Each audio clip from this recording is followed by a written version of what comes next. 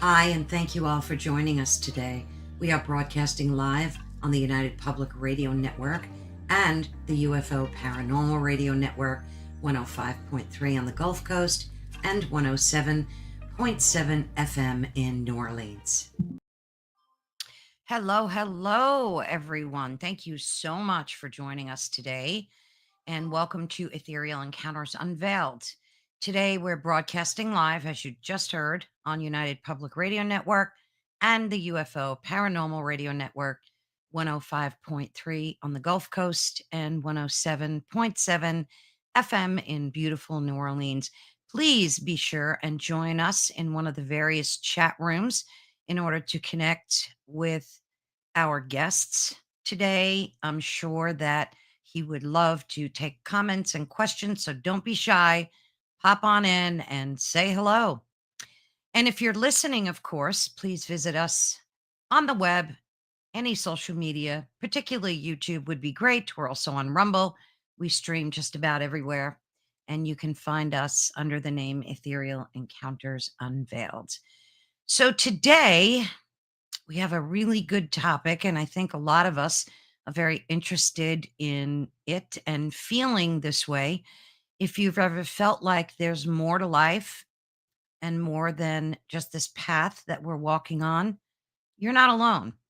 The blueprint for success we've been given is often incomplete and can be very confusing. And on Cracking the Code, your guide to breaking free from the matrix, we're going to try and dismantle limiting beliefs and rebuild a life that's authentic, purposeful, and most importantly, your life. And today we welcome and are very proud to have him on the show, Chris Jantzen. He's the author of a book entitled The Book That Changed My Life. That's a very powerful and unapologetic title, and it's a guide to breaking free from societal control and reclaiming personal freedom. This book is described as a raw, no holds barred blueprint, and it challenges readers to confront the invisible walls shaping their lives and embark on a transformative journey of self discovery. I think we can use all the help we can get these days. So today we're going to dive in to these bold ideas and welcome Chris. Hi, Chris. How are you? Hi, Carol Ann. Thanks for having me. I'm doing great. It's good to be here, and been looking forward to this discussion. Yes, we are too. We're very happy you're here. So let's dive right in and ask you a common question. I'm sure you've been asked many times, but what inspired you to write this book? And what do you hope to do with it? What do you hope readers will gain from it? Well, I'd like to see the whole world change and everyone in it living a more happy and life of freedom. That being said, I realized originally I wanted to call it The Book That Changed Your Life, but I realized that was maybe too much of a boast. But I could guarantee that it was going to change my life in the act of writing it. And one thing I've learned about manifesting things in this reality is we have to create a goal for ourselves, and we have to want to do something and believe that it can be done in order to do a thing. And so I set a challenge for myself quite a while back to write a book, one of my bucket list items. And it comes from this deep part of me that understands meaning. And I think that is the most deep drive in human beings. I agree with Viktor Frankl, Man's Search for Meaning, that is our deepest drive within us. And I spent a lot of my younger life asking, what's the most important thing?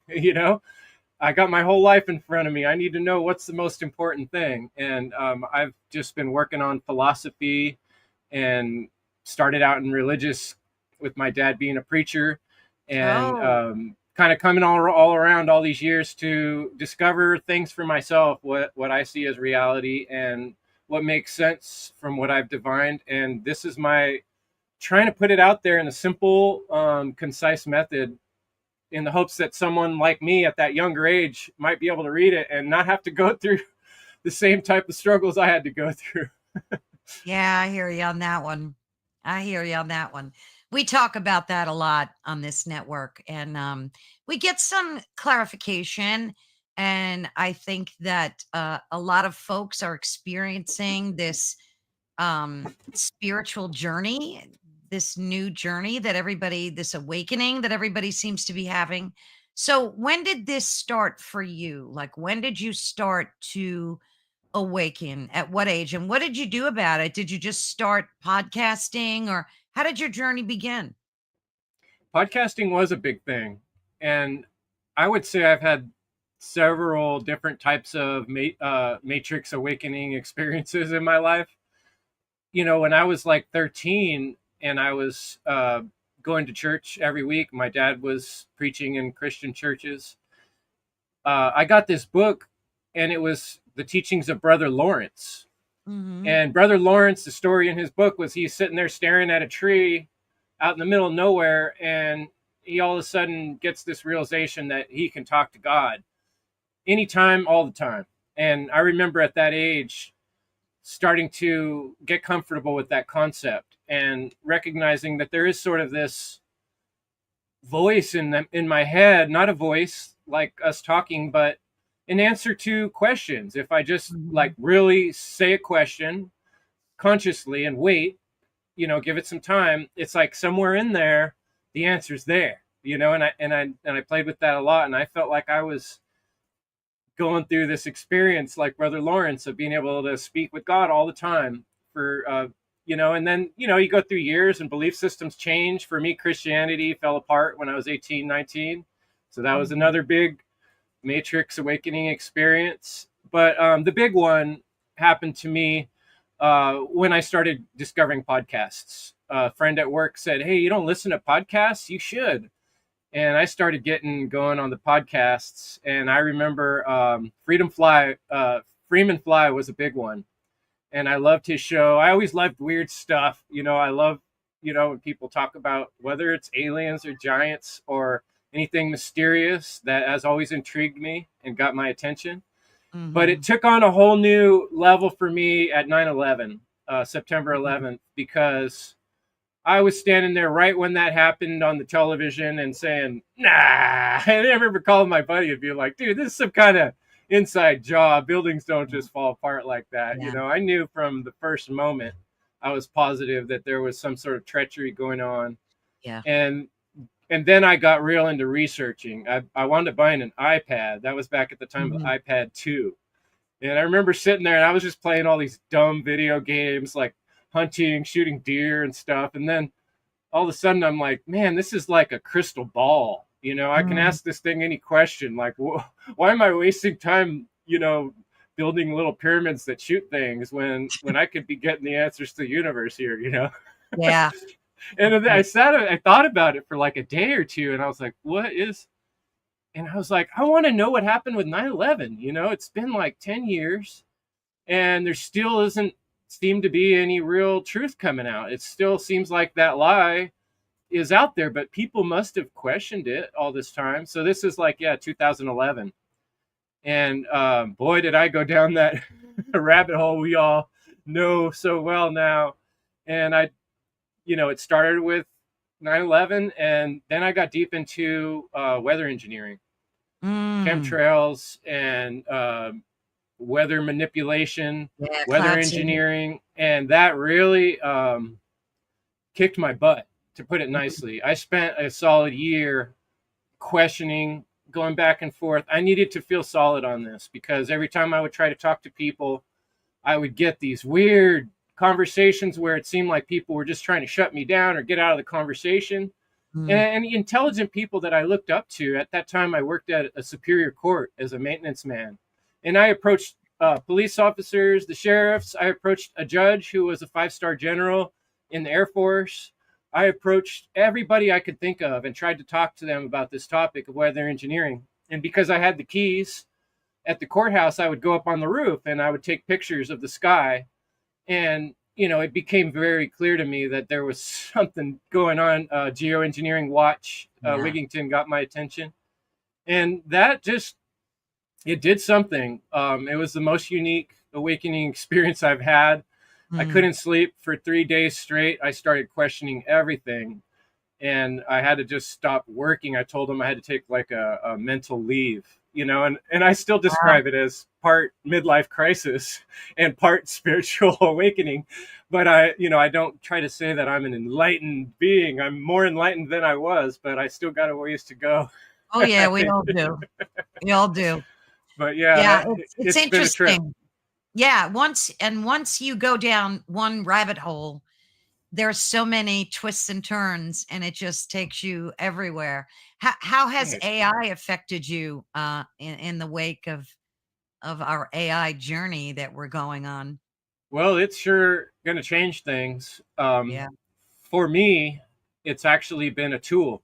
When I discovered AI, I was doing some work for Autonomy, which Mhm. is run by Richard Grove. And he does this program where people that are interested in freedom kind of learn about entrepreneurship, and he teaches. And after that, I did some work for them making thumbnails. And I was just making thumbnails all the time. And someone's like, "Are you using AI yet?" And so eventually, on my path with making images, I started using AI to help in that process. And Yeah. even though I was skeptical, like everybody is, I realized that it was a powerful tool and I could get a lot out of it if I used it intentionally and consciously. And I've been using it ever since for a lot of my work. Um, and so I'm not saying it's a completely negative thing. I feel like it's kind of similar to when the printing press Yeah. became out there, where it just changes the dynamics of everything from here on out. And it happens to be that we're in a world that's inundated with evil, and the mass majority of beings on this planet are living out the plans of evil by default because they're not um, making the right choices, because a lot of cases they're ignorant to what those would be. And that's creating a situation where the AI thing is incredibly scary. What Mm. what's going to happen when it's injected into a realm where people don't have, for the most part, a conscious and moral recognition of reality. From my Mm. point of view, personally, that's what I see Yeah. happening. Yeah. So it's a Yeah. very dangerous tool at this It is. time. It is. Let me put it that way, It from is. I my agree. I where I'm agree. I standing. mean, and you make some bold claims, like even the title of your book, that it changed your life, and even your website, which is End Evil. Those are kind of bold claims. They're aspirations we all would love to have. And that's a whole rabbit hole in and of itself. So before we get into your book and start exploring it, let's talk about evil, because um I interview a lot of people, obviously, and I've listened to so many different sides of the coin when it comes to goodness and evil. And there are some folks that believe that we're in a constant battle, between the light and the dark, and that's just the nature of the beast. It's just who we are, and it doesn't necessarily have to be a religious thing, but it's a very much a spiritual thing. Folks are even saying that aliens are, they're demons disguised, as these entities. I mean, there's so many different opinions on them. But what's your take on good and evil? Do you think that we need to have this balance in order to be able to grow spiritually? Yeah, I understand that. And I'm really glad you brought that up, because I do tend to, in my work, whether it's a presentation or on my website, start with defining what I mean when I use the term evil. And my show's tagline is "Evil is the destruction of freedom." To make Hmm. it clear, I say that up front every time. And I got that from this book, which, this is an inspiration for my book as well. The It's end of called The all evil. End of All Evil, and it's by Jeremy Locke. And no one seems to know who Jeremy Locke is that I've been able to figure out.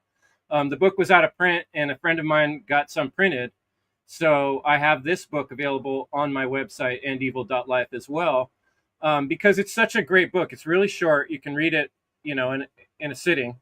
And it really just lays down simple concepts like this. And the way I like to approach this thing you're describing is I understand what people are talking about. I have the yin yang, in fact, tattooed right here on my shoulder. And I understand the concept that there's always this dance of light and dark. Yes. And but they're really part of the same thing as well, right? This is a natural aspect of our universe. And the way I like to differentiate it from what I'm talking about is context.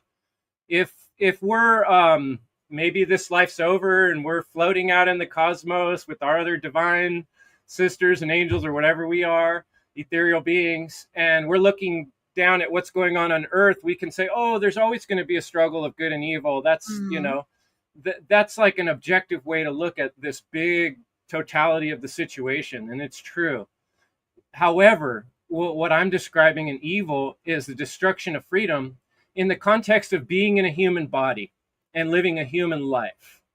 And that's what we are, right? And aliens, okay, a conscientious being that has the ability to differentiate between right and wrong is what I'm talking about, what we are. And in that context, evil takes on a whole nother thing. It's something that we choose to do or we choose not to do. And we do have that choice. And that's what makes this part of what makes this life and this existence so valuable is that choice. And what is most important in life? I kept asking that question.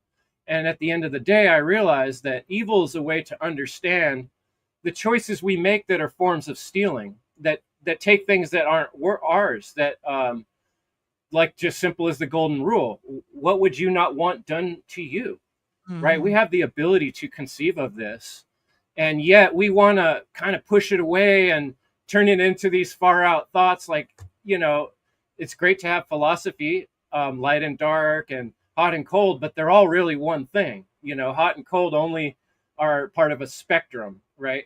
Hmm. If it's really hot, that's just less cold, or if it's really cold, that's just less hot, right? Like, it's all one thing, it's just temperature. And Yeah. it's the same thing with reality, it's all one thing. And from that distant objective point of view, it's light and dark, and it's a balance, and it's a dance, right? But from being a human, if we do evil to another human being and murder somebody, there's blood on the street, no one's taking care of their kids, even their grandkids are going to suffer. All the people in the neighborhood saw this bloody scene that's traumatically affecting their mind. So we need to put this term into context. And I see evil just like a dirty garage. Like, we can clean it. We don't have to keep Yeah. making the same mess that other humans made. We can Yeah. make choices that don't steal from other people. And that's not that complicated. We just like to avoid it because it's hard and frustrating to think about and Yeah. talk about. Yeah, I mean that's really getting into natural law essentially. And the principles are essentially that you don't need to really follow any religion to follow those laws. Do unto others and don't take what's not yours, and thou shalt not kill. I mean, you could look at the 10 commandments, and a lot of them are based on natural law, morals, values, mores, things like that. So, but people make bad choices, and I think they make bad choices not always on the premise of evil, but out of desperation. So, like, someone might steal because they're so desperate, they need to feed their families, so on and so forth. Yet, you'll find people that would rather be homeless than steal. So, it's really an individual choice that we make. And you would have to ask the question, what is innate inside of us, some of us, that choose evil over good? Is it just laziness? Do they have no spiritual values? Do they not believe in anything and think that when you die, there's nothing? So there's nothing to pay a price for? So, what's your perspective on that?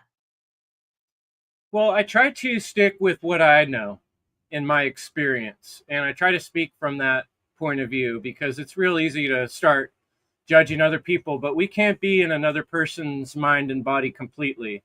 In fact, I think I've always had a natural ability to be empathetic, and to feel what other people are feeling more than a lot of folks do. And I don't know why I have that gift. I think you are also a person that has that. And it's kind of a realization as you get older, you're like, wow, you know. But even that being said, we don't really know the divine connection in another being, but we can explore ours. Like I was saying, you know, when I was a very young man and realizing like I can divine what's right and wrong if I really let Hmm. my, let my soul rest on a concept. So I think what we can do is look in within our own self and our own communications, and how honest are we being. In the end, this all really comes down to honesty and truth. And are we truly being honest with ourselves? You know, that's the first step of initiation into self work. Any kind of is being purely honest with ourselves. And if we can't do Hmm. that, we can be living in all kinds of beliefs. And I see you mentioned belief and religion. I think the word religion, when I've studied the word and looked up its etymology, it either means to bind or to marry, basically. Mm. It's almost like you can look at the positive or the negative connotation. But to me, the most simple way to look at it is there's an external religion and there's an internal religion. When we put religion internal, that's me using self-discipline to study, to ask the questions to divine truth, to to look deeper. When we try to put religion externally on somebody else, that's like me trying to force my ideas and beliefs and thoughts on someone else, which will never work because Right. they have their own unique divine connection to the source that they came from. And that's what makes us so amazing and valuable beings, is that we have that light within us, that divine connection to the source that brought us here. And so it's like stealing in a way to try to take that from someone else and say, no, you Right. have to adopt this belief. That's when you bind someone and you put them into a form of slavery. It's stealing their ability to make that choice and to explore that divine connection within themselves. But Yes. So everything about our society is trying to distract us from doing that, what we call the great work. yes. Sparky's paranormal now. Sorry, I forgot your first name, dear. Made a good statement. The belief in and worship of a superhuman power or powers, especially a god or gods. And that's essentially a good summary of religion if you want to put it under that umbrella. And not all religion, and I'm not like knocking religion. Everybody believes and does what they do, whatever, motivates them and speaks to them. But I think religion was originally created to keep us in line, so that evil would be at bay, so that we would be afraid that there was an afterlife where we would have to pay a penalty. So before somebody stole or did something evil, they would think about it and say, well, gee, what's going to happen to me? I'm afraid that when I pass, I'm going to suffer for these sins. So religion isn't necessarily, I don't think it was developed um, with bad intent, but it has most certainly developed into a thing that divides us more, I think, than unites us. Well, it's really interesting. It brings to my mind imagination. Imagination is a really wild and trippy thing when you think about it. Uh, because with imagination, we can conjure up something in our mind that has never existed in reality or never will. Like I could describe this: a dinosaur with pink polka dotted fingernails and a hole through its tail. Like Yeah. nobody ever described that exact weird thing that I just made up. And in a way, it almost exists outside of reality, Yes. our imagination, and we tend to be, what I've noticed through the years, is very programmable beings. And that's kind of why it's important to me to bring up context, like when we're talking about good and evil.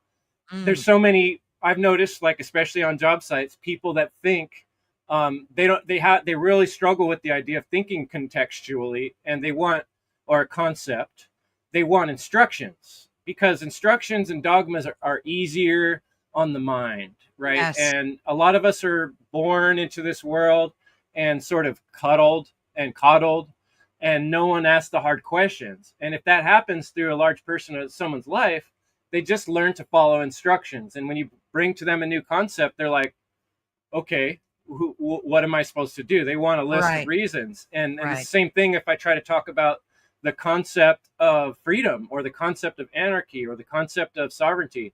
People are like, but what are we going to do about all these bad people? Like, what are we going to do? If you say, well, we don't want an authoritarian structure ruling over us because then we're slaves, right away, people are going to jump to those things. So it's very difficult to have these conversations without the nuance of being able to put things into context. What are we talking Yes. about?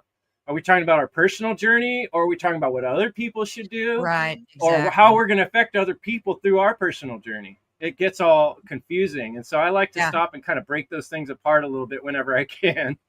Yeah, and it's not easy to do. I once heard of a study that kind of blew me away, and it solidified a lot for me.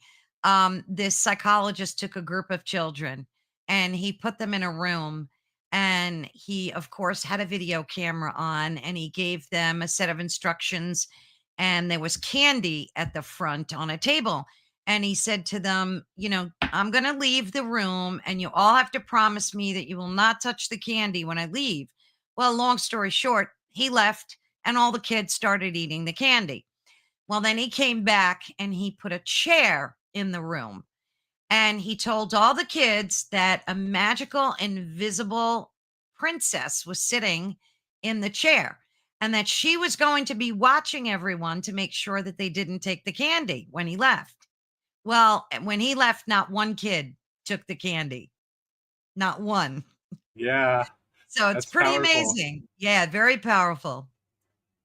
Yeah, and this life I'm a person who's always looking for conversation and philosophy discussion. So I've had these conversations with a lot of folks, and I've made a lot of mistakes in trying to do that, trying to kind of push, especially like I was describing when I went through that Matrix experience and like, look at what they're doing to the sky, like I would get into like arguing matches with people, like trying to force them to look at the sky. But I realized, partly where I got this book, The End of All Evil, it was recommended by Mark Passio, and he has this podcast called What on Earth is Happening, and his website's whatonearthishappening.com. And when I went through his work step by step, all of a sudden, a lot of these pieces started to kind of fit together and make sense. Yeah. And ultimately, what it really boils down to is it comes back to personal responsibility Oh, it absolutely does. and It not absolutely putting does. that, on someone else to figure out for us. And, Yeah, yeah. religions want to, external religions want to say, oh, it's because of Sky Daddy or Sky Mommy, like that.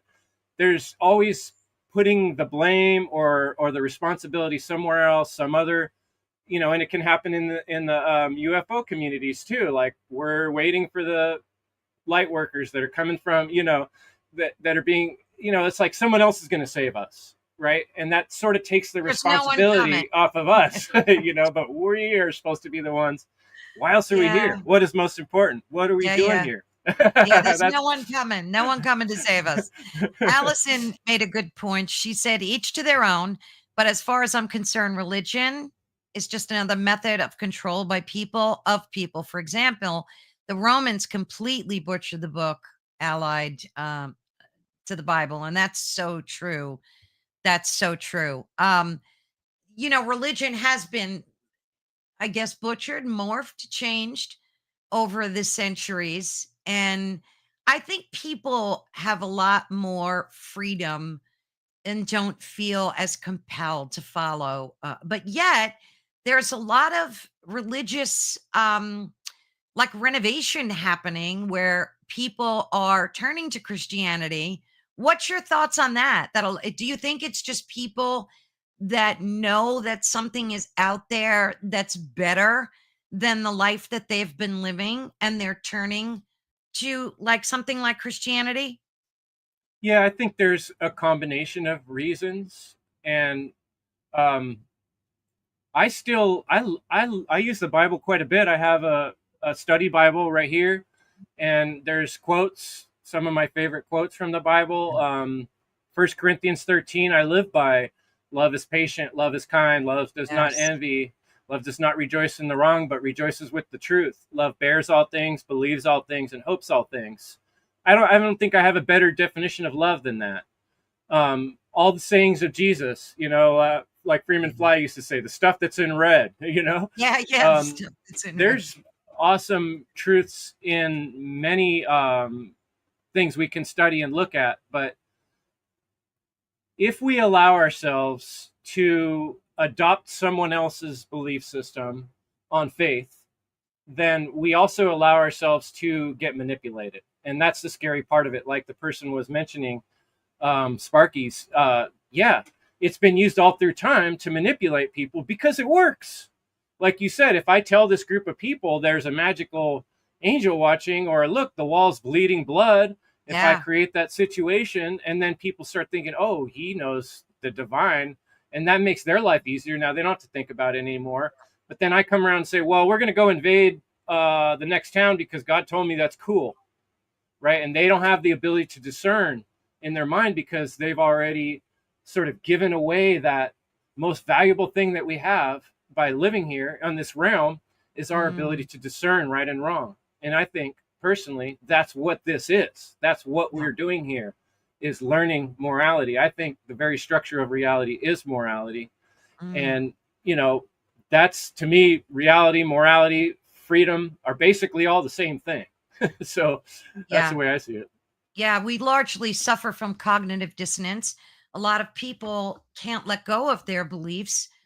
And unfortunately, we've been tagged, especially in this community, in the world of high strangeness, as conspiracy theorists. Mm. And that was a term that was created by the FBI in order to do exactly what it's doing.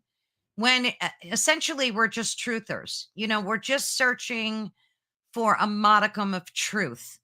And yes, truth is different for everyone.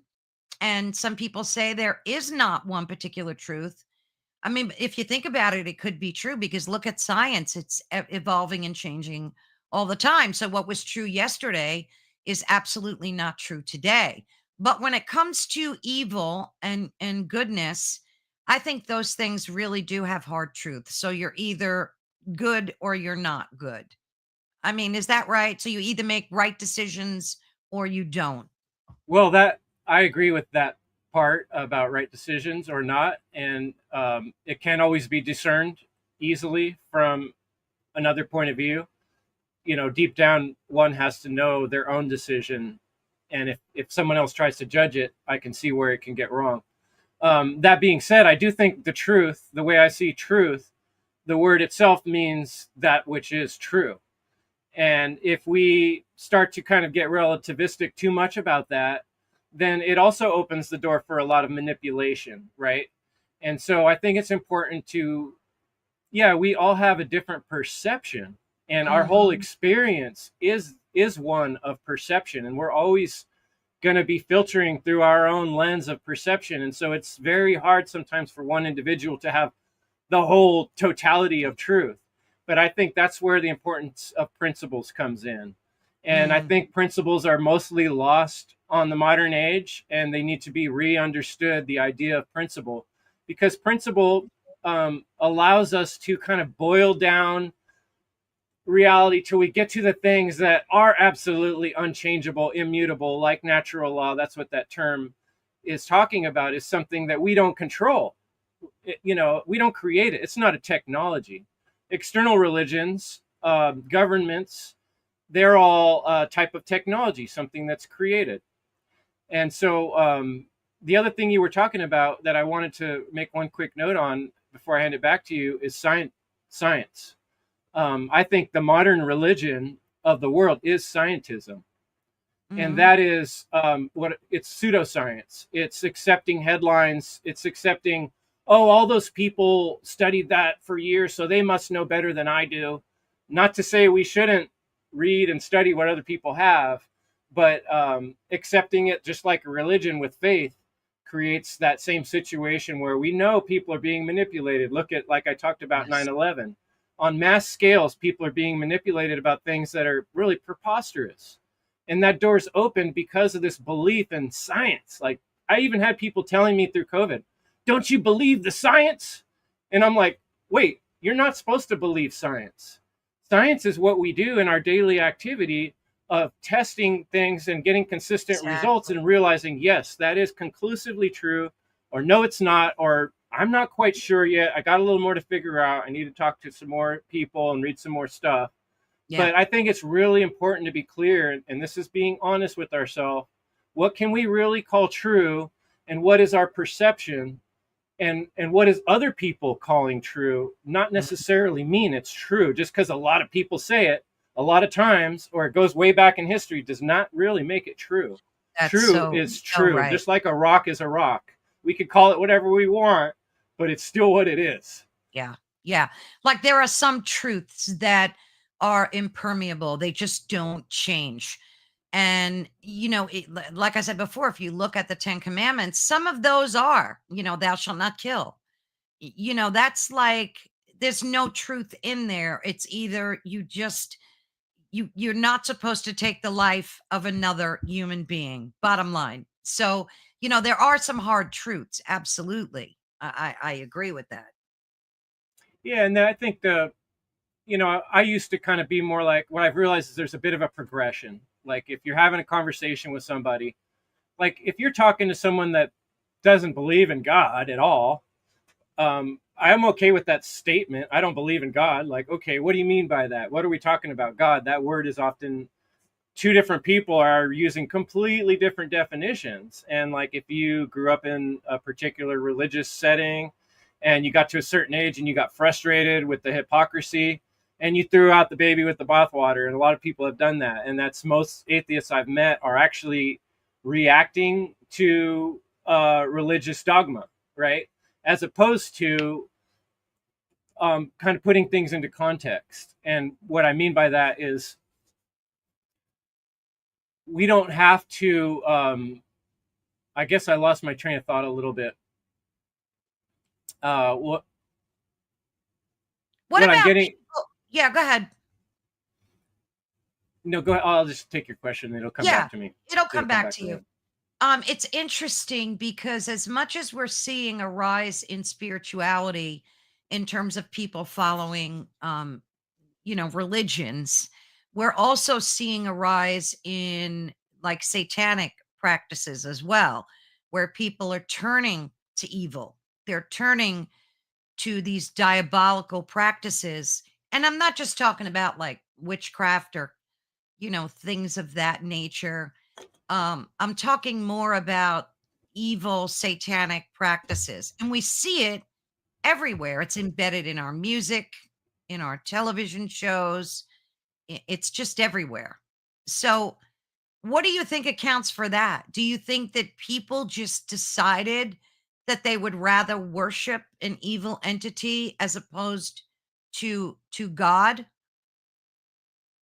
That actually, that does help with where I was trying to go with that. Um, God could also be defined as the great all, the divine source, the great intelligence, Yes. just everything, right? And that's kind of the way I like to describe when I'm using that term. What I often use the great all, Yeah. because what I'm talking about is everything, right? And it Yes. doesn't, people often want to anthropomorphize God and turn it into this character that's making personal decisions about you or me, where that doesn't really apply when you're talking about just the all, the everything, right? And the great totality of the great intelligence. Yeah. And for that, I like to bring in a little quote. This is from Alan Watts. You do Oh, I not love gather. Alan Watts is great, isn't he? love him. He said, "You do not gather figs from thistles, nor grapes from thorns. And in the same way, you do not expect the human mind to come from a stupid universe." Mm, So, in other words, how could our intelligent minds come from something that has no intelligence? exactly. And so, to me, that's sort of the crux of Satanism in a way, right there, because a lot of people don't really understand what Satanism actually is. And you can actually look it up. People, Satanism, just like many other cultural religions, has been formed by people that got together and they made a list of rules that their followers are going to follow. And really, the main aspect of modern Satanism is seeing yourself as God, that you're above all others and you make Yeah. decisions. And that's not necessarily believing in this red guy with horns. That's Right. just thinking that you're not accountable to anything else in this universe and that you can do whatever you want if you can get away with it. So in other words, you can murder people, you can kill people, as long as you get away with it, no one catches you, you're good. Right. and Exactly. and so if somebody has that really accepted that sort of line of thinking and belief system, what does that mean for their choices in their life, right? And so I think we have a lot of people that have been kind of tricked into going down that belief system without even realizing it, because it's the modern day default belief system, is not recognizing morality and truth. If we were going to have an education system that really wanted to create beings that cared about each other and the environment, what would be the very first thing we would start with? What's most important? Morality. We would be Yeah. starting there, and we would be working on human dynamics and how to treat one another, but we're not. And that's because our whole world is focused in a satanistic direction. So the fact that people are falling into it by the droves makes perfect sense to me, because that's the religion of the world right now. That's where we're at as a species right now, is we're deep into Satanism. And Yeah. the light people are very few and far between that are standing up to it and saying, no, it's wrong to enslave other beings. However you want to call it. You want to call it government, you want to call it religion. Those are all methods of lying and stealing from people and manipulating them. As long as we accept that on the whole and we don't stop and call it out, as hard as that is, we're part of that evil. And Yeah. so I think it's a lot more subtle than most people really want to see. We want to turn it into something that's easy to talk about by like the Disney style of anthropomorphizing it again. And not to say there's not spirits and demons that get cultivated. I'm sure there probably are. I think we put enough energy into anything, it starts to manifest in this realm. That's what we see. So you got a lot of people putting negative vibes out there and stealing from one another and lying to each other. Yeah, you're going to get all kinds of crazy, weird entities. Look, Yeah. what are Yeah. That's so corporations? true. But entities, That's so soulless, true. heartless Yeah. entities that are made up of not real. I mean, real people are part of their workings, but at the core, a corporation, what is it? A corpse, right? That's a demon. That's what the Bible was talking about with demons. It's like you're creating Oh, they something that has exist. power over people, but it doesn't have a heart and a soul. Exactly. And they exist. And, I fully believe they're here influencing our day to day decisions. And they're the little voice in our head telling us, have one more drink, go out, steal that handbag. No one's going to care. They're the ones whispering, I think, in our ear, trying to sway us across the line. I mean, and I have a problem with people believing, and of course this is just my opinion, people say that we are God. I don't think we are God. I think we are of God, and we're a part of God. And that when people make that statement that we are God, it kind of takes away from, it's like it takes away from God, because we are of him. We all humans are created in and of him. So we're a part of God. And I've interviewed a lot of people that have had NDEs, and they're so profound, Chris. They give you chills just listening to them. And they always say, most of them, that when they're looking back on earth, when their spirit leaves and they're looking back, they see billions of points of light. Some are dimmer than others, and some are very, very bright. And they describe it as your connection to God. And that's what that light is within us. That's the beautiful Yes, I thing about love it. that. It's beautiful. I like to call it the divine crystal, our Yes. consciousness, or Yes. our ability to be conscious and have a conscience. And that actually, what you're saying points to that Alan Watts quote too, right? Like the fig doesn't grow from the thistle, Right. right? Like how could Exactly. how could that be? That doesn't even make sense, and we have sense. So yeah, I I know, mean, and we've got a lot of comments, and I'm gonna get to them at I oh, thank you, have a folks, hard for time. sharing. Oh yeah, there's a lot of people with some good comments, and I appreciate each and every one of them popping in. And I know it takes, it's not for everybody to pop in to a chat room, and and I appreciate everybody in the chat room. But that, and Sparky's making some good points too, and we will definitely get to them. And Elsa is thanking us both so much. And again, we appreciate each and every one of them for popping in. But yeah, it seems, Chris, like you wrote this book, right? Something inside of you was driven to write this book. And after you wrote it, or before you wrote it, you named it. Did you name it before you wrote it? No, see, it makes sense to me that you wrote it and then you named it. Is that correct? Well, the thing is, this book I've been writing for 10 years, really. But how did And you know it would change your life? So you're talking about like the principles inside of the book that obviously changed your life, right? and that's an interesting thing, and that's kind of what I'm hoping to kind of hook folks into a little bit here is, for a while we all got, I'm sure we all saw The Secret, right? When we started talking about manifesting on everybody, all the shows talking about manifesting, there is something I've realized about life in that manner. And if we go down the road of the self work, I like to describe it as a path up a mountain, and that's kind of why I Mm-hmm. used the pictures of one of my most favorite places in the world, Castle Crags, because it's this mountain I like to climb, and I always have a spiritual experience because I choose to have a spiritual experience. I Mm-hmm. go there with the intention of having a spiritual experience. So I think it's important that people understand, if we want to be a better person, if we want to make the world a better place, we have to set that intention to the universe. The Yes. universe does not manifest things if you don't believe it's possible and you don't think you can do it and you don't ask for it.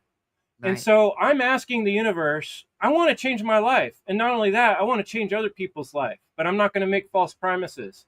But I can tell you, I've changed my life already 3 times, four Yeah. times Yeah. in major ways. And I knew this book was going to do that because I was setting a goal for myself that was a big thing. And I knew that once I did this big thing, it was going to change my life. And Yeah. it already has. It already is changing. So it wasn't like I was, like I said, I'd already been working on this book for a long time, but when the title came to me, it was like, okay, it's on now. I know what, Yeah. and part of that is doing that self work, is asking ourselves, what am I? Why am I here? And I've done Mhm. enough of that work to be able to describe really, really well to myself and others what I'm here for and what am I? And I am a facilitator. I am a facilitator of willpower and encouragement to live life and appreciate it. And Mm. so when I really accept that responsibility, that's what I'm here for. I know my job is to help inspire other people, to help Yes. motivate other people to care about why they're here. And so I know that's going to change my life because like I just saw an awesome guy who's in this chat doing a little reading online from a chapter from my book. And it's like, there's somebody who the words I wrote down is affecting their life. And then he's sharing it with someone else. So it's Yes. already happening. It's not a fake promise. You know what I mean?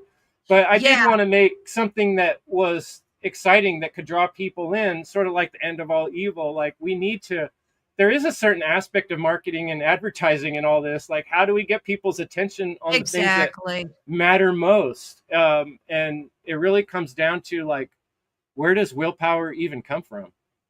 Yeah. Just so true. And I always say, like, unfortunately, and maybe fortunately, these types of podcasts and books and information, people that have already stepped into the spiritual realm, maybe they only took one or two steps in, are drawn to this. People that are out promoting evil and living not so good lives, they're not the ones picking up these books. I mean, maybe on rare occasions that something will inspire someone somewhere. Like you said, they'll read a quote or a passage from your book. So it's getting this information out to an audience of people that normally wouldn't be privy to it. Have you thought about that challenge? Absolutely. I've been doing the End Evil podcast for 5 years now.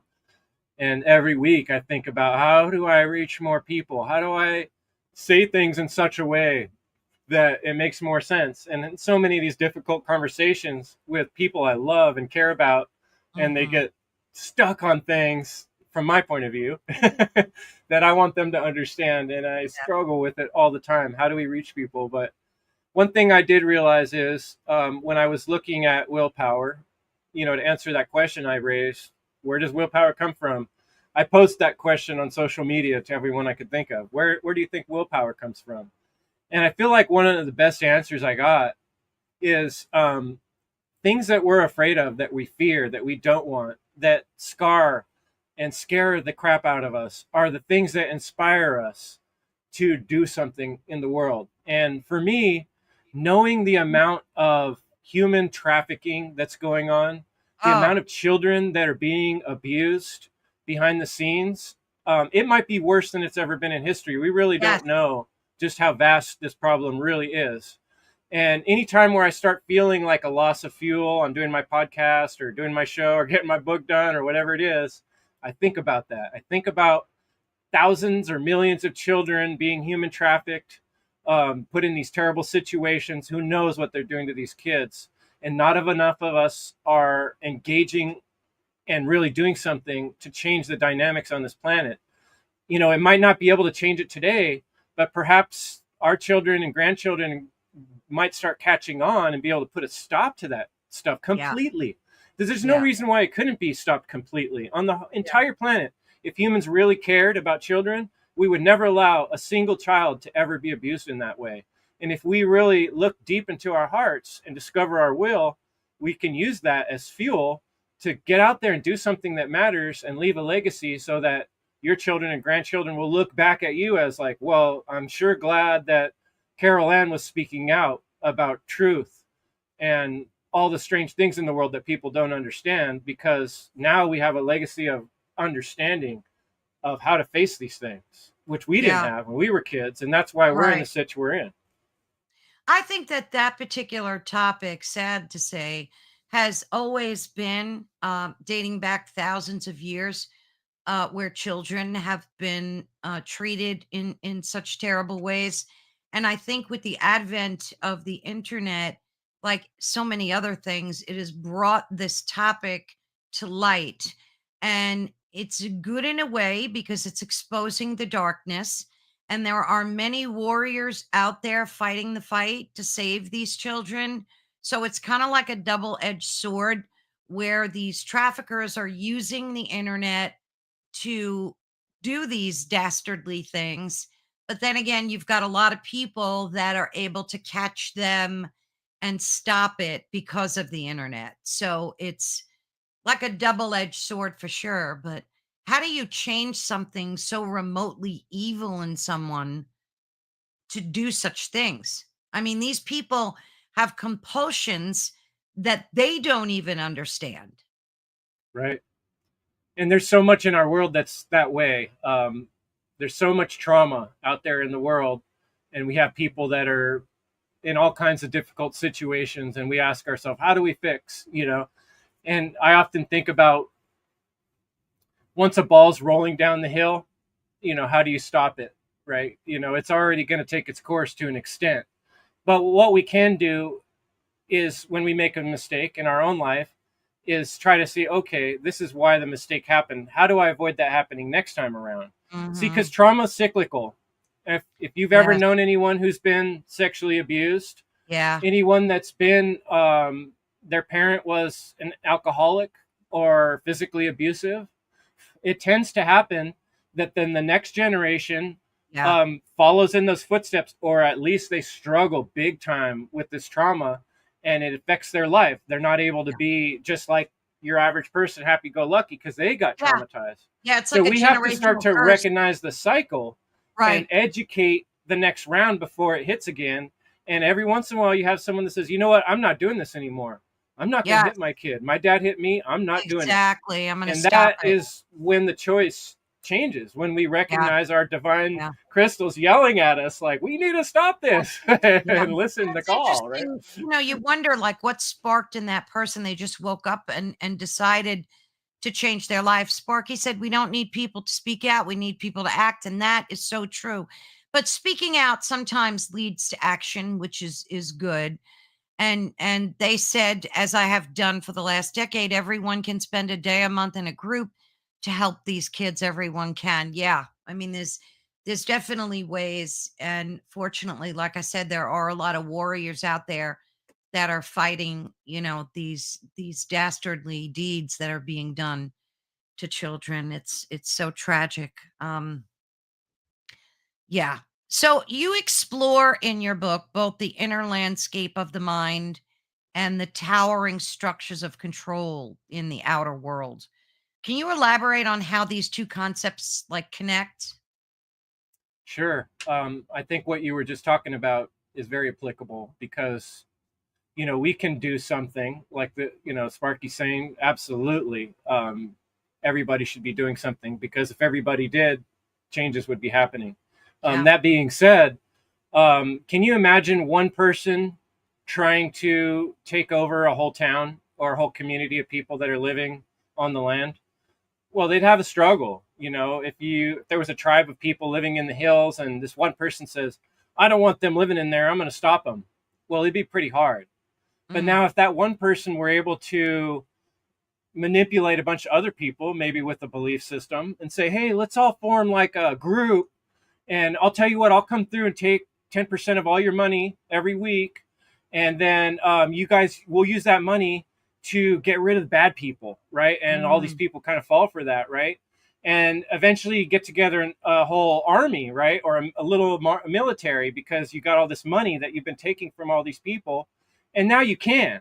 Now you can go take over that whole town. And so we have this incredible thing in our world under the belief of authoritarianism where people are prescribing and giving away their personal rights in mass to governments, just like religions used to do, or large institutions. And they have incredible leverage. They can block hundreds of thousands of people or um, create laws that keep us from defending ourselves. exactly. That's happened over and over through history. So these towering structures in the world are held up by our belief systems. And if we believe in them, we give them power. And that is Yeah. the most powerful thing we're doing that's keeping these slavery systems going. Because, like even when there was a real famous movie that came out of this guy who was out there trying to save some children that were being enslaved, and he was being blocked by the legal system and Mm, by the laws of his own policing system, right? And he had to go around the law to try to find a way to save these kids. He had to yeah. kind of cheat, right? And that's the truth of the situation. Governments are immoral by their very nature Yeah. because they're stealing. They're stealing your money, they're stealing your time, and they're stealing your energy in mass. And creating worldwide slavery is all of us believing that we should keep voting people in charge of us, that we should keep Mm, allowing people to defer that responsibility to someone else, rather than each of us maintaining that divine right to our own moral choice and divine crystal. yeah. And so that is what creates the room for these things to exist in the terrible way they're existing. Yeah, So because it comes back to we the all buy principle into it. Right. of understanding what's Right. really right. It's not Right. bowing to authority, it's understanding that you are the authority of your moral decisions. Right. And when we do that, those things aren't going to exist so easily. I know, but the problem is you can't, you can't just like go out there and tell, like, there are people that just refuse to pay their taxes and they get in a lot of trouble. They get in a lot of trouble. But I do see people that fight the system and they have all these ways, methodologies on how not to pay their taxes and not to obey laws. And I don't think that's so much the way to do it. It has to be done by changing who we vote for and who we allow to make these laws. Now, if you look at somebody like Trump, you may love him or hate him, right? But he gets it about how we're taxed. He's doing everything he can to change that system and abolish the IRS. He just passed a law on Social Security not to tax that. He did no taxing on tips. I mean, I think the guy really gets the principle of how taxation without representation is really fraud. It really is. So, there are politicians out there that I don't think have nefarious agendas, and they're really trying to change. Like, he wanted to clean out the swamp from the get go. He always talked about that. But I think he realized how deep that swamp went and still goes.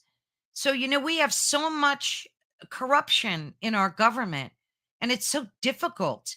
But people need to stop voting for these people that are swamp monsters.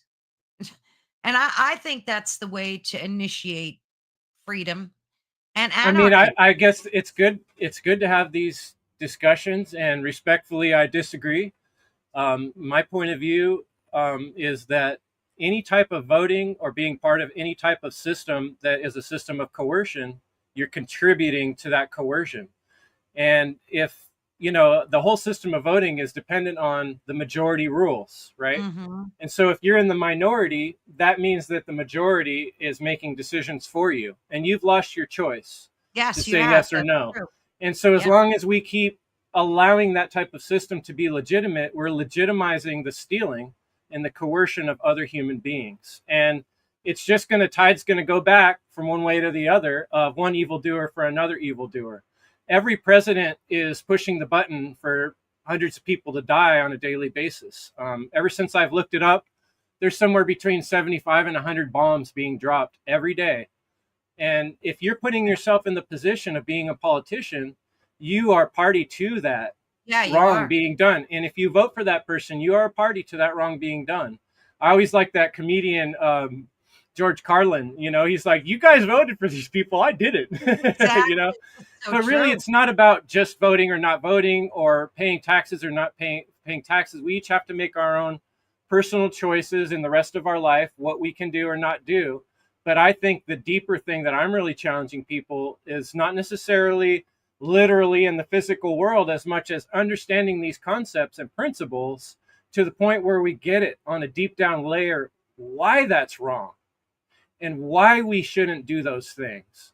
What is the principle behind this thing? What makes it right? What makes something right at all in the Mm. beginning?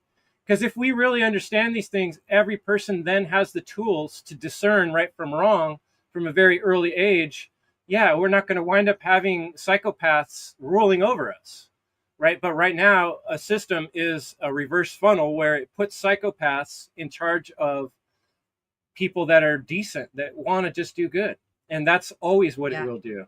It will Yeah. always do that. Yeah, but I think it's unrealistic to expect a country or the globe to have no governments running it, because they would be absolute chaos and mayhem. So, even thousands of years ago, prior to even Egypt, they knew that people need some type of government to control the masses. As sad as that may be, not that I agree with it, because I think that it is a robbery of our freedom. But as we talked about before, Chris, there's so many wicked people out there. Could you imagine not having some type of government overseeing a lot of I this? can. I It would be a absolutely can. I nightmare. want to write a sci-fi book about it because I think what you're describing is the exact hurdle I run into everyone I've had this discussion with all through time, and I totally understand what you're getting at. Like, it's a scary concept. Like, it's kind of like the idea in the mind is like, what if we just abolished all government tomorrow? Yeah, it's going to be mayhem. That's scary. It is a scary thing. And but if we think about it, government is a technology, and there was a time before there was a government, Yeah, and it was. humanity survived that time. Otherwise we wouldn't be here. So anarchy is actually Populations were much the smaller. default. Do we know that for certain? Yeah. I don't know. I don't know that that's necessarily the certain truth.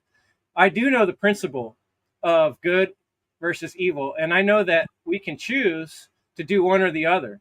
And I do know that any type of coercion is a form of evil. Therefore, True. True. anything that we're choosing coercion purposefully, we're choosing evil. You know, I know one of my favorite writers in history was at the early parts of this country being formed. Um, Now I'm blanking out on his name, but he said evil, I mean, government is a necessary evil. And that's kind of what you're saying. A lot of people see the necessary. Right. And that's where I think what we're lacking is an true understanding of the self-defense principle. And if we better understood the self-defense principle, we would understand that there is a cure for evil, and we're just being blocked from it. And partly what's blocking it is that belief that we can't do without evil. We're saying to ourselves, there's no way we could possibly live without this evil to control people. And that's, as soon as we let go of that, which is a very difficult thought process, Yeah. we can find that we can imagine a world without that type of evil. But it's hard. I do understand it's very difficult, but that doesn't mean it can't Maybe be like done. 200 That's what I years, maybe 200 years from now, I could imagine that. And I think that the fortunate thing is that we're evolving towards that, where we will not need governments to control us that's because basically the essence of this book.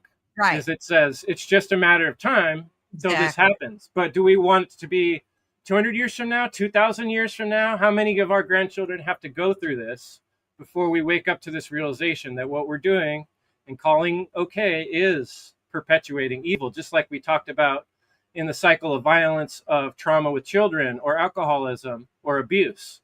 We're accepting an abusive situation with this government to abuse us. And we're Yeah, saying, yeah, yes, yeah. please, let's do it again. I want to vote for more abuse for my grandchildren. You know, Yeah, yeah. until I we mean, and stop that, Allison, we can expect the Allison, same outcome. absolutely. And Allison just said, bring it back to a community level. And that's like good in principle. But then going back to the example you gave before, where somebody says, hey, in the community, give me 10% of your income and I'll protect the community. Or give me 10% and I'll put all the fires out. So then there it starts again. It's almost like it roots itself.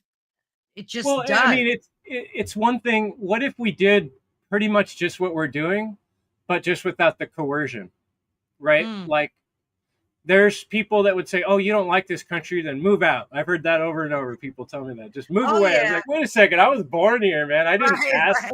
to be bound to a contract when I was an infant. I didn't get a choice, like the, you do get certain types of choices throughout your life, and you sign certain things, right? I get that. I understand. I'm in a mess. Like I'm not trying to completely extricate it from myself 100%. But what I'm trying to do is understand the principles. Philosophy really means the love of wisdom, right? Yes. And just because we're doing something wrong doesn't mean we can't describe a better way to do it.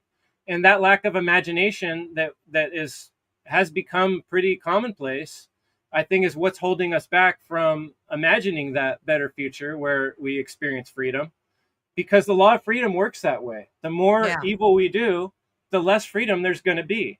And if we keep perpetuating evil on a large scale, which is government, what if we did the same things, but people had a choice to say no? We actually have the technology right now to where everybody literally could vote Yeah. with their resources and Yeah. put money towards a certain thing that they want to get done, or their time and energy. And we could actually compute what everybody want, how much energy and time they put in, and we could put those resources right in that direction. Everybody in this whole town saying this road's messed up, they all want to put money towards it, they're all willing to show up, then let's do it, and we would get it done. I guarantee Yeah. you people would get the roads built if they Yeah. needed them to get built. The whole problem is thinking that we can't defend ourselves. And Yeah. that thing I understand people worry about, like, what if a whole other country comes over and tries to invade our other country? And that's when I point back to the early American Revolution. England, Great Britain was the biggest army in the world at that time. Oh yeah. And here was a ragtag group of people running through the trees Yeah. and running away, and they managed to fight for freedom. But Yeah. somehow that got contorted back into signing this contract that we're all obliged to be part of, whether we like it or not. And that's Yeah. what I say. We need to understand the principle here. We understand why that's wrong, be able to teach our children that, and they teach our children, and education is the key to Oh, change yeah. things. Yeah. I mean, that's the Yeah. way I see it. Yeah, no, But look, from an ideological perspective, what you're saying is brilliant. It's perfectly true. But when you look at like even maritime law, like I think folks that have not researched the principles of maritime law and how it was developed and designed to in enslave us, it all dates, even the verbiage used, it's remarkable. I would love to do a show just on that, on how maritime law changed freedom in this country and enslaved all of us from the birth certificate till today. So, it's true, but I just think that it's going to take time before globally we can even get to that point of true freedom. I do. I don't think it's something that's, and it's great to have the ideals and to write books about it and have these conversations. But realistically, like, look at what we're heading towards, Chris. We have Agenda 2030, which is inching near every day. And it's even more in play now than I think was anticipated. And that's to take away our freedoms to the max, take away money, take, everything becoming digital. People need to go look that up and see because there's a lot of stuff that we really can't talk about because YouTube doesn't appreciate that. But I think folks will get the gist of what I'm saying. But even if you look at, the ouchie Fauci time that we went through, there were a lot of people that stood up and said no. And I was one of them, thankfully. And we were right. And we were demonized. And not today, though, because a lot of proof is coming out. And again, we have to be careful about, what we say. But, there were a lot of people that said no and demanded their freedoms and their liberties. I remember a specific day. I was walking through a Safeway. That's one of our big grocery stores we have out here Yeah. in California. And it was always a difficult time for me during that period of time because I refused to wear a mask. Yeah. And I had a woman approach me with her daughter outside of the store, and she came up to me and she said, "I just want to tell you how much I appreciated seeing you in that store with the bravery you showed. It makes me Wow. feel like there's still good humans out there, and I'm really glad my daughter was able to see it too." And like she literally like kind of came across the parking lot to talk to me, like went out of her way because I was parked further away than she was. And I had a lot of moments like that. And you're right. Like the world is so depressing right now. It's in pitiful shape. It's Yeah. terrible. But I can't allow myself personally to constantly getting dragged down by that. And the way I deal with that, and that's why I call my book "The Change of My Life," is if we just keep looking at all the negativity and follow the news cycle and look at how many children are getting kidnapped and look at all these things, we're going to get bitter, depressed, and upset. And we're going to start seeing people as bad. I've seen this when I worked at the court. People that work at the courthouse, they see all these terrible people coming through and they start thinking that's just how people are. It's human nature. And they start making these sort of blanket things. But if we want to keep our heart pure and we want to still be able to shine our light, what we have to do is transmute this terrible, evil energy in the world and put good light out there and find a Yeah, way to talk absolutely. about the solutions. And that's what I'm doing. I'm going purely to the principles of solutions. And I'm pretty strict about that. Like I'm not gonna walk backwards and be like, oh well, that's okay to do. Like not everything I do is perfect. I'm not trying to say I'm the one who's the exemplifying the exact perfect Right. behavior, but I Right. know that we can talk about it and describe it and start working in that direction. And it's not up Absolutely. to me to decide how long that's going to take. The universe could, all kinds of things could happen. A huge explosion could happen, and everybody Yeah. could realize in a moment. Yes. I mean, it could take a nanosecond. Really, we It don't know. But could. what we do It know is what we could. can do or not do in the next few moments or days of our life. Yeah. And I think Allison asked like why I said 200 years because, and I'm not being, Sounds good. Why not? I'm like an apocalypse optimist. So I, Optimist. I like that. that's how I look at myself, as an apocalypse That's optimist. beautiful. But I do believe that it might take centuries for us to evolve to that state, because change in and of itself is a very difficult thing for some people. Like, I know some people that freak out when you mention change. Like, even a best friend of mine is so disturbed by change that it took me decades to get the message to her that change is a good thing. It's not a scary thing. It's okay. Change is not the end of the world. And, when you look at something like that and you see people in your own world that are afraid of simple change, change could be a beautiful thing. And like you said, there could be Yellowstone could blow up tomorrow and change the face of everything. It could. And Will that that would change happen? people's minds. I Right. mean, there's only two things we know absolutely for certain: death and change. And I don't know who's out there that's going Absolutely. to disagree with me and say death doesn't exist or change doesn't exist. Right. But those are two things that, when I go through my logical thought process, we can count on those two things. Yeah, And death absolutely. is just a form of change. So change Absolutely. is nature, God, the great all, the great intelligence, constant that you can expect. And so we might as well embrace it. And that's kind of the heart Yes. of what my work is alluding to. We need to embrace change, become part of the change, Oh become the God. change, right? Yes. Become the change you want to see. That is so very true. It's funny. I've never really been afraid of change. I think being a mother, and like when I had my children, I think I saw change happening every day. And I just realized then that that was just the way of the universe, that that's just the way it is. And if you can't accept change, your life becomes so stagnant and you just miss the beat. You miss out. You miss out on, yes, change is scary and sometimes unwelcomed. But I think the beautiful things come from change, and that change offers us new pathways, new experiences. We develop new strengths that we never knew we had. So change is not always this scary beast, right? Absolutely. And one last concept I'd really love to share with your audience is something Of that you course. said brought this to my mind because, man, I've had this conversation that I had with you so many times with other people Oh, about I'm sure. government. And what I've realized is it's common in all of us, me included, that we can't help but thinking about ourselves and how bad are things going to be and how our choices are going to affect our life, coming up.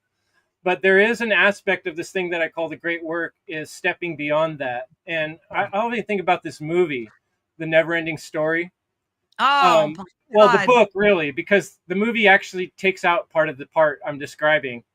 But Atreyu, the hero of the story, Yeah, has to yeah. go through these three gates, Yep. right, to find the answer to this riddle. And the first gate is the two sphinxes there, and it's like they're Mhm. sensing whether your heart is pure, right? Right. So that's kind of like, to me, like basic honesty, just learning to be honest, like I said, Yeah. initiating into the self work. You got to be honest with yourself, right? Then the next one you come to is like this mirror, and the mirror shows who you really are. It looks into your soul. And I feel like most of what I've seen out there, whether it's podcasts or shows or books, self work, that aisle in the bookstore, about self work and all that, Oh, they all yeah. stop right there at the mirror, looking at Yeah. yourself endlessly, going back and forth, going through my trauma, going through my life, dealing self, self, self, self, self. Transcending that mirror and making it to the third gate is recognizing that, yeah, I have to do my self work, I have to do everything I can to be a better person, Mhm. but then I need to think about how do I fit into this whole cosmos of reality, and what can I Mm. do for the great all, not just for myself. And some of the greatest, most awesome things we can think of are stepping through that third door, are when Yeah. people make self-sacrifice for the greater good of all. And that's a dangerous thing to say, because that's what governments want you to do and join the military. Like, Yeah. oh, sacrifice yourself for all of us, because Right. in Right. theory that is a very virtuous thing to do, and that is the highest level of Yes. spiritual development. However, when it's controlled and you're manipulated into doing it in a way that hurts or kills others, you're not on Mm, the right page. But if you've right. done the self work and you're making that decision between you and your divine connection to the great all, you're now transcending just your own personal wants and needs. And, oh, what might happen tomorrow? Yeah, it might be chaos, but I know deep Mm, down I'm doing the right thing for everyone, for all time. And that is the hardest step and the hardest path of people that are on this journey of self work. And I would challenge people to consider, what does sacrifice mean in your life, and what are you willing to sacrifice for the greater good of what's oh, right I love that. deep down. I love that. Yeah. You mentioned you had like 3 um transformations in your life where your life dramatically changed. Could you give us an example of like what took you from A to B to B to C? Like what was that like for you? Like, the biggest one I like to talk about is when I was working at the Superior Court. And then at that time, part of my job as a maintenance man was to go pick up these files. And I was observing all these things going on around me. In fact, at that time, a policeman shot a 13-year-old kid in one of the poorer neighborhoods of Santa Rosa. And he got away with it. In fact, they put him Oh, on administrative leave. The whole group of people in that community tried to come to the courthouse and like complain, like, this kid got shot, it shouldn't have happened that way. And they were treated like criminals. And so I saw some of these things going on, and I'm thinking about my own life, the way I was abused by police growing up, and I'm having to question oh, everything while I'm working there, and I'm getting these like stress headaches and these like realizations that my money's getting paid from money that was stolen from this whole community, and all these people are being abused on a daily basis through these doors of this courthouse. This is a terrible, evil structure that I'm part of. And so I had to leave. I had to quit that job. It's the only time I've ever, I think, like, just quit a job without having another one to go to. But it was one of the best decisions I ever made in my life. And ever since then, I've been trying to find ways to talk about publicly these processes I'm going through mentally, because I know the way I received all those realizations and changes and feelings up my neck and all these experiences was from listening to other people do what you're doing, podcasting, and talking about things that they see as problems or truth, and how do we get past them. And so I realized at that point, by taking all those problems and issues that were bubbling inside of me and working on them and pushing through them and learning how to speak about them publicly, it just opened the doors to me feeling like a good person again, like I'm here for a reason, I'm here for a purpose. So I think it's just embracing purpose that really what these changes are about. Why are we here? And yeah, there's lots of little personal changes I've made since then, whether it's habits, daily habits, yeah. all these things that come into. But when you have a purpose and you're working towards something, when things are blocking that purpose, it becomes super obvious. Where if you don't know what your purpose is, you're just drifting around.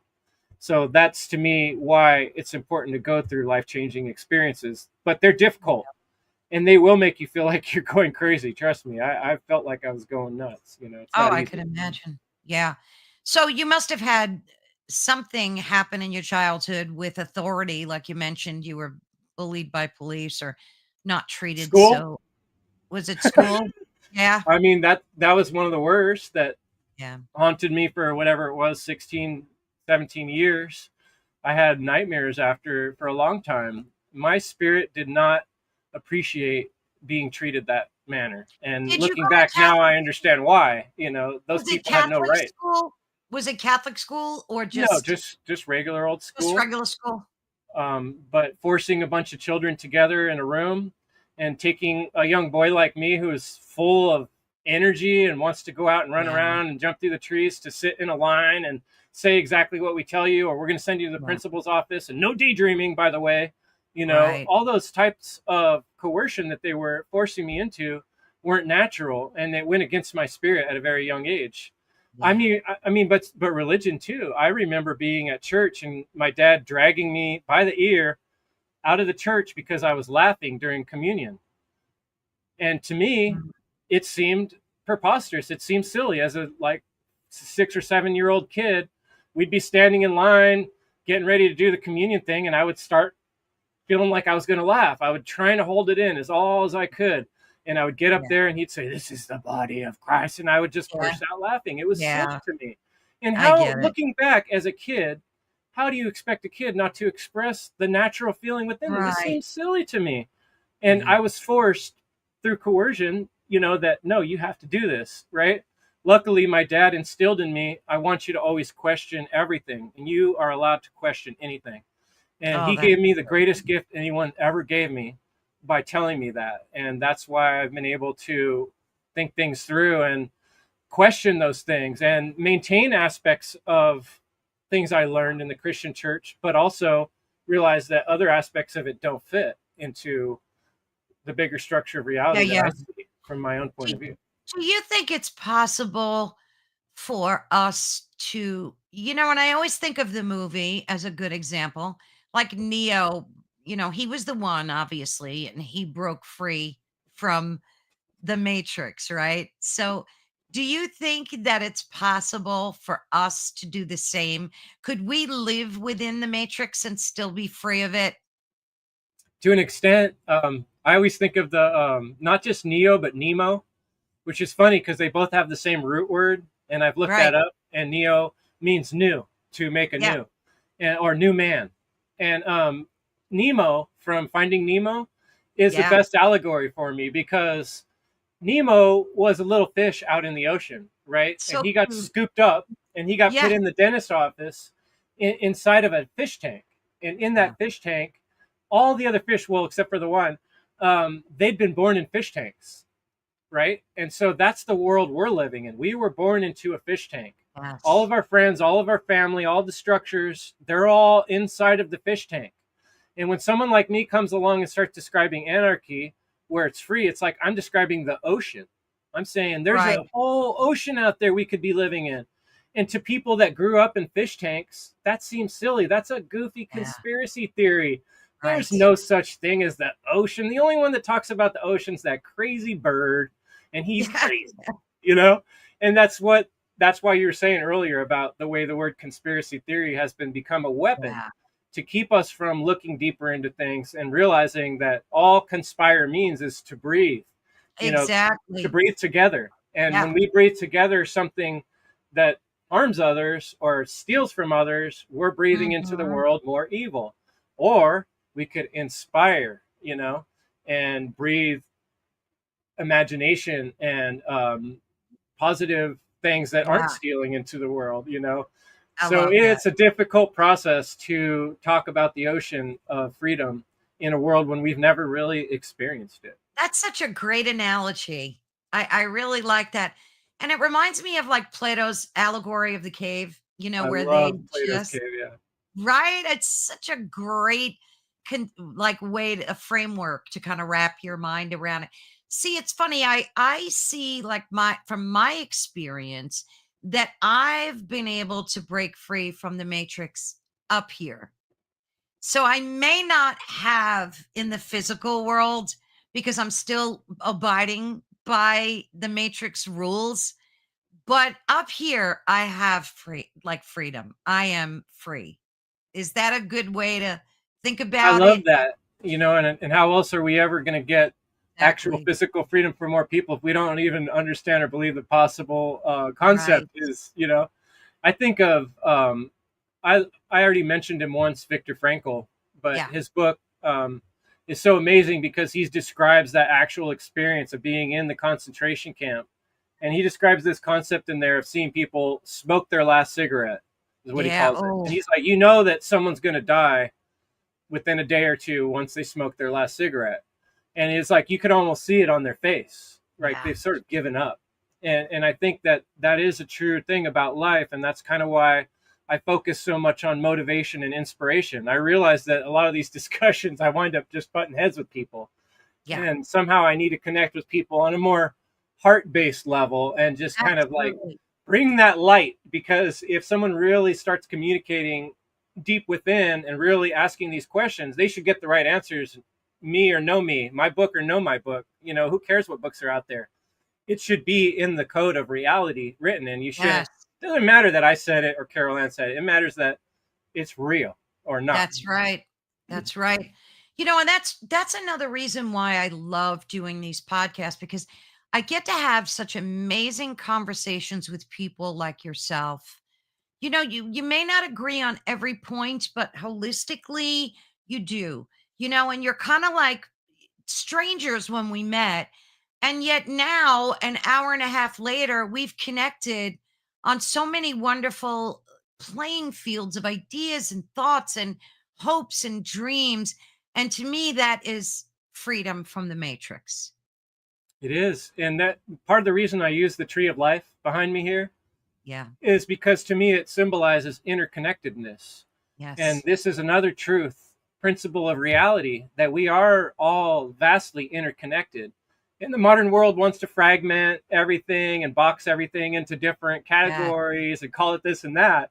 But it's not. Like, even if you think about being born, a human a human infant cannot survive without the help of parental figures or some adult to bring it Hmm. water, to That's bring it right. food. That's why infants cry. And all through time, if you got excommunicated from your group, that's like the scariest thing. That's why we're so Oh, afraid of God, yeah. doing things that embarrass us, because it's our survival instinct. You can't get aside from the tribe. How are you going to survive out there? We're not a solitary species. Yeah, And yeah. that says something to me about the great intelligence and why it put us in this situation where it's dual. Like, you're your own thing, you're completely alone, but you're also tied in with everybody and everything. And your decisions are yours to make, but they also affect everybody else and everything else. And also, all the decisions they're making affect you. Yeah. Yeah. It's like a big That's so laugh from the universe. Deal with yeah. that. That's tricky stuff, man. Yeah, That's it that. really is. It really is. What did censorship, or how is, I guess is a better way of asking, how is censorship affecting you wanting to talk about this topic and this narrative? Like, it's so sad that because of certain platforms, not all, like Rumble, you can speak freely and say what you need to say, but how has censorship affected you? It's so frustrating and aggravating. And I think it's the number one thing on my punch list that makes me want to punch it. Like, I'm so angered at it. Oh, What I yeah, just remembered Thomas Paine. Remember earlier I was trying to talk about Thomas Paine, but yeah. yeah, he was the guy I was trying to mention. But it's very frustrating. But for me, actually, personally, with my podcast and the way I speak, I almost feel like, gangsters, like, they never say Mhm. kill the guy.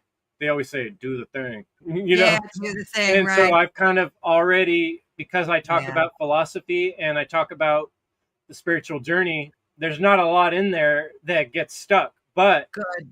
one of the biggest ones was right in the beginning of 2020. I created a video, and it was, I don't remember the original. I should look it up, but it was 12 reasons or 13 reasons or 20 reasons. I can't remember how many. That's a number I'm forgetting, but 12 reasons why you should refuse to wear a mask. Mm, And I went through point by point and explained, and I said in the beginning, this is my thought process, this is my logic, and I'm offering it to you to consider these things. And I think they were really good points. A lot of them were really good points I have never heard anyone else bring up. But that got pulled from YouTube, and they never oh, had of a good course. excuse for why they pulled it, and they Yeah. still don't, because I was talking from my own point of view on what I see, and I wasn't giving any people medical advice. I was saying you should refuse to wear a mask. Now, the fact that they're going to call that medical advice, that's from my point of view where, they're Well, being evil. they were and still are very strict and have very stringent, and they have bots that filter out the verbiage that we use.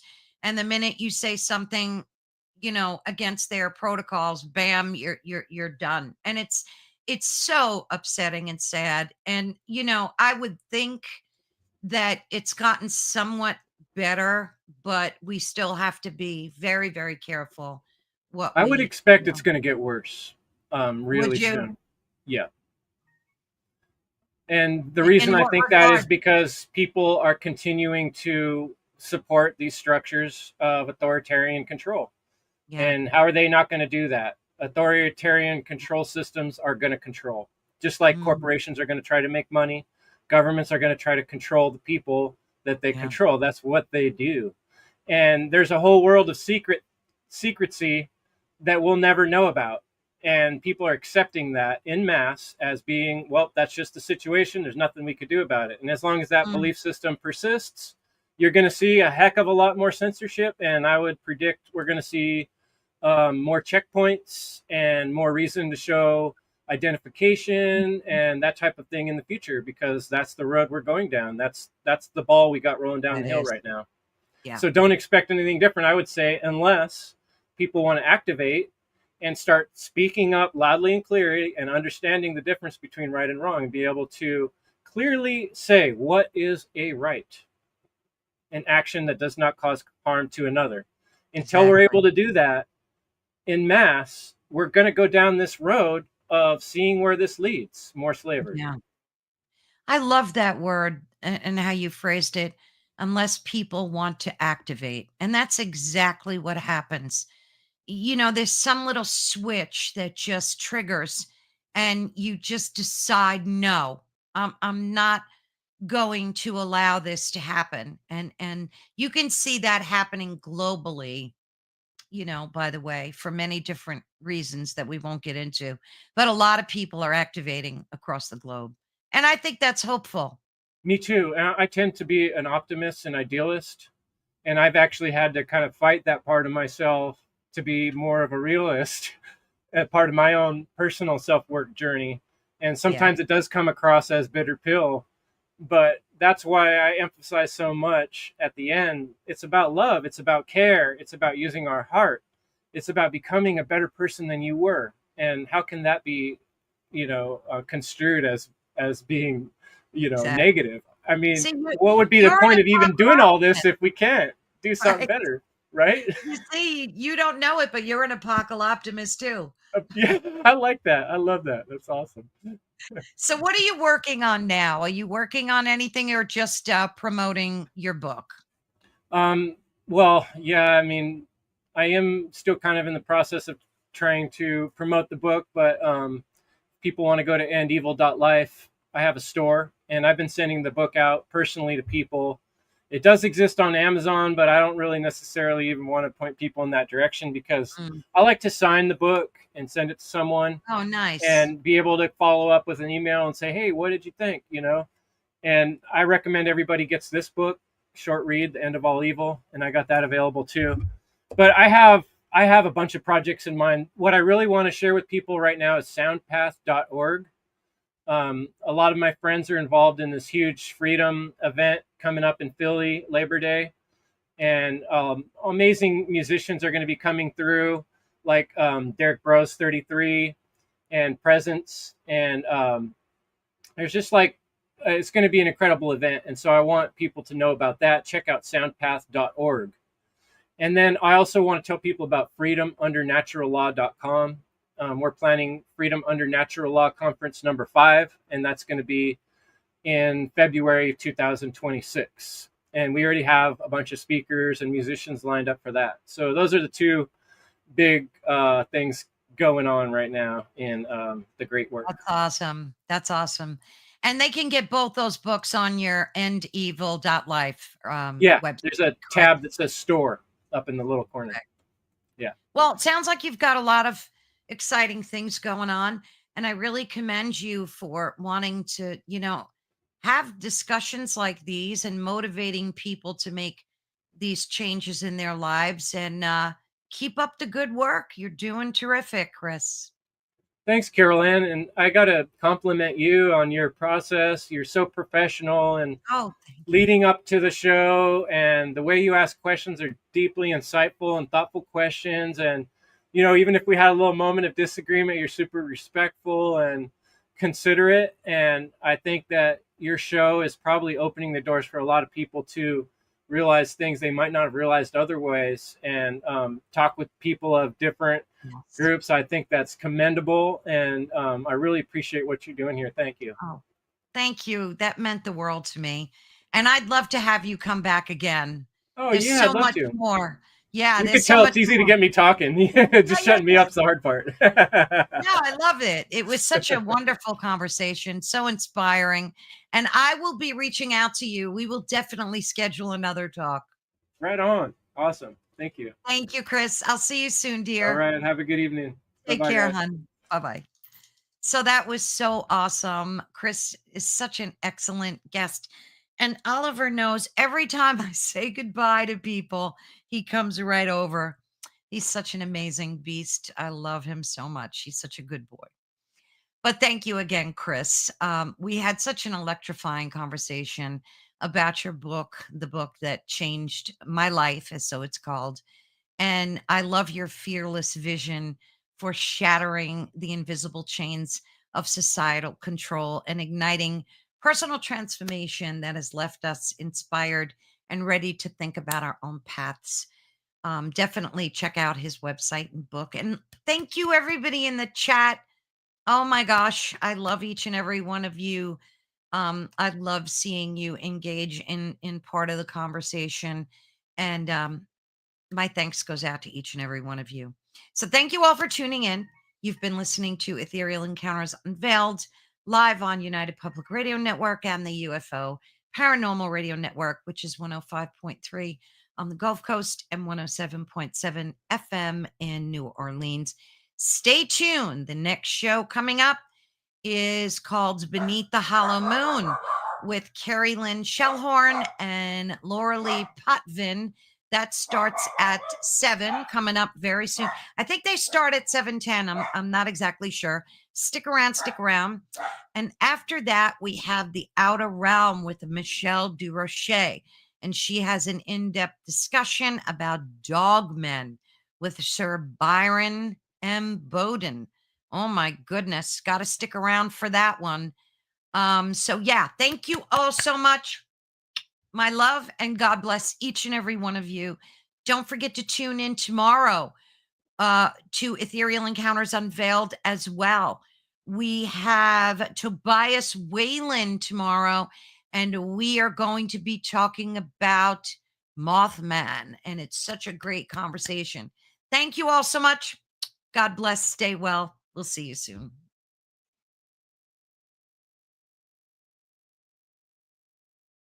If you have a paranormal experience that you would like to discuss on the show, please email us at paranormal.insight